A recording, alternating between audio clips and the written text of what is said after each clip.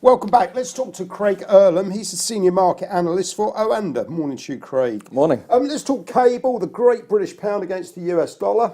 What are your thoughts here? Does that look like a head and shoulders formation? Potentially. Well, I mean, if you'd have seen my chart a few days ago, there was a few extra lines on it because there's nothing I like more than a cluttered chart. Yeah. But it did look like we had that really clear neckline there. You're looking at around 129.40. Is it 120? I think the candle's actually going through the actual number itself, but around maybe around 129. And because you made that previous low on the 50 fib.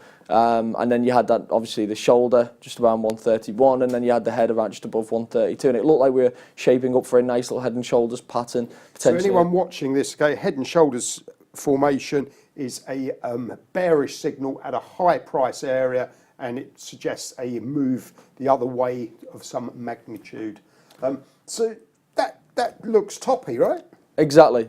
We didn't get the second shoulder, which effectively negates the actual head and shoulders itself. But the fact that we've broken below the neck, what would have been the neckline below that 50 fib, is potentially a bearish signal in itself. We came straight back towards the 128.70s. We've held up there around the 61.8 fib.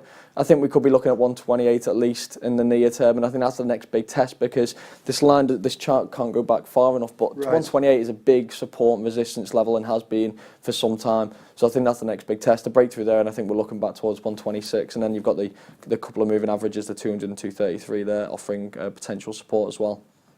So seller for choice?